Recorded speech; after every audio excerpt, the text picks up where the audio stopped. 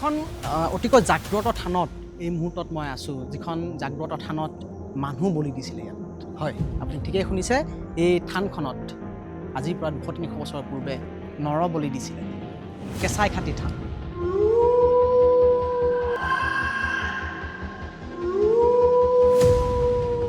মৰিগাঁৱৰ বুঢ়া মায়ঙৰ এইখন হৈছে কেঁচাইখাতি থান, যিখন থানত নেকি মা কেঁচাইখাতিয়ে এসময়ত নৰবলিৰ যি তেজ, সেই তেজ লৈছিলে।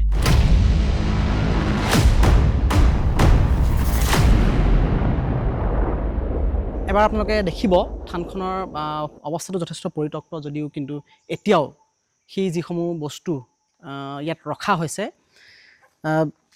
ইয়াত দেখিব কেইবাখনো ইয়াত অস্ত্ৰ, যিবিলাক অস্ত্ৰ এটা সময়ত প্ৰবাদ আছে শ শ বছৰ পূৰ্বে যেতিয়া ৰজা মহাৰজাসকলে ইয়াৰ পৰা যুদ্ধলৈ যাওঁতে বা অন্যান্য যিসমূহ তেওঁলোকৰ পৰাক্ৰমৰ কাহিনী ইতিহাস ৰচিবলৈ যাওঁতে তেওঁলোকে ইয়াত মা কেঁচাইখাতিখনো তেওঁলোকে থৈ গৈছিল। মা কেঁচাইখাতিক তেওঁলোকে নৰবলি দি যুদ্ধ বিগ্ৰহলৈ হেনো ওলাই গৈছিল, আৰু সেই যুদ্ধ বিগ্ৰহলৈ ওলাই যোৱাৰ পূৰ্বে এতিয়া নৰবলিৰ যিসমূহ অস্ত্ৰ, সেই অস্ত্ৰসমূহ এতিয়াও কিন্তু আছে সেই এই কেঁচাইখাতি মন্দিৰত।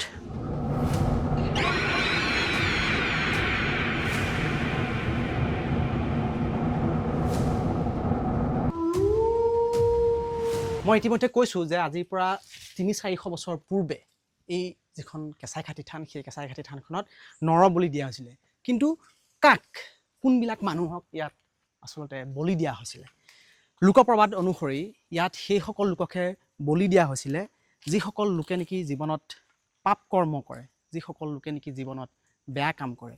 সেই লোকসকলক বোলে মা কেঁচাইখাতিয়ে তেওঁলোকক নিজে নিজে টানি আনে এই যিখন বলিশাল, এই বলিশালখনলৈ, আৰু ইয়াত আহি সেই পাপ কৰ্ম কৰা, অপকৰ্ম কৰা মানুহবিলাকে মা কেঁচাইখাতিৰ ওচৰত আত্মসমৰ্পণ কৰি মা কেঁচাইখাতিৰ ওচৰত আহি বলিশালত তেওঁলোকে মূৰ দোৱাই দিয়ে, আৰু তাৰপিছত তেওঁ বলি হৈছিলে।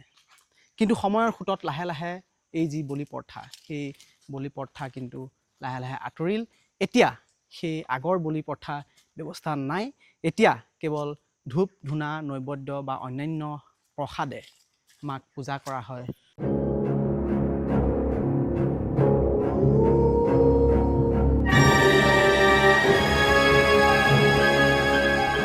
মা কেঁচাইখাতিৰ লগতে ইয়াত পূজা হয় বাবা গণেশৰ।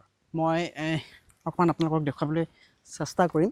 মোৰ পিছফালে আপোনালোকে দেখিছে ইয়াত কেইবাটাও প্ৰকাণ্ড শিল আছে, আৰু সেই শিলকেইটাতে খোদিত কৰি থোৱা আছে ভগৱান গণেশৰ মূৰ্তি। মই অকণমান আগলৈ যাবলৈ চেষ্টা কৰিম। ইয়াত ৰাইজে পূজা পাতল কৰে, আৰু মই আগেও কৈছোঁ যে এখন অতিকৈ জাগ্ৰত থান। আপোনালোকে চাই দেখিব, এয়া হৈছে গণেশৰ ইয়াত মূৰ্তি, আৰু এই প্ৰকাণ্ড বৃহৎ আকাৰৰ যিসমূহ শিল, সেই শিলসমূহৰ মাজৰ গৰ্ভৰ পৰা ওলাই আহিছে পানী, আৰু ইয়াত থকা যি পানী, সেই পানীৰে ইয়াত ৰাইজে পূজা পাতল কৰে গণেশৰ সমান্তৰালভাৱে মা কেঁচাইখাতিক।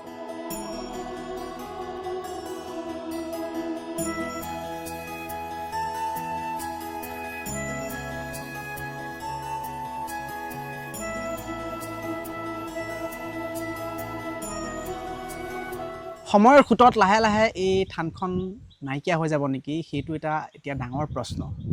কাৰণ ইমান এখন ভাল আৰু লোকবিশ্বাসেৰে ভৰা স্থান যদি সময়ৰ সোঁতত হেৰাই যায়, সেইটো অত্যন্ত বেয়া কথা হ'ব। কাৰণ আগত আপোনালোকে দেখিলে যে ইয়াৰ যি আন্তঃগাঁথনি, সেই আন্তঃগাঁথনিখিনি কিন্তু বৰ বিশেষ পৰা চকুত পৰা নাই, যদিও এই থানখনৰ ইমান মহত্ব আছে। আমি বিচাৰিম যাতে প্ৰশাসনে এটা ব্যৱস্থা গ্ৰহণ কৰে, যাতে এই যিখন ঐতিহাসিক থান, সেই থানখন সংৰক্ষণ কৰি ৰখাৰ ক্ষেত্ৰত, কিয়নো এই থানখনে বহু ঐতিহ্য বহন কৰি আছে। মহাভাৰতৰ সময়ৰ পৰা বুঢ়া মায়ঙৰ সৈতে এটা ভাল সম্পৰ্কও আছে। গতিকে আমি ভাবোঁ এই যিখন আৰাধনাৰ স্থলী, সেই আৰাধনাৰ স্থলীখন যদি প্ৰশাসনে আৰু অলপ যদি ভাল কৰে, তেনেহ'লে নিশ্চয় এইখন পৰ্যটনৰ বাবেও এটা ভাল ব্যৱস্থা হ'ব, আৰু পৰ্যটকো ইয়ালৈ লাহে লাহে আহিবলৈ ল'ব। আমিও তাৰে কামনা কৰিম। আৰু লগে লগে আপোনালোকৰ মাজৰ পৰা মই দাদিলে বিদায় মাগিছোঁ। আকৌ আপোনালোকক লগ পাম এটা নতুন খণ্ডত, এটা নতুন কাহিনীত। তেতিয়ালৈ মই আপোনালোকৰ মাগিছোঁ বিদায়। মোক দিয়ক বিদায়। ধন্যবাদ।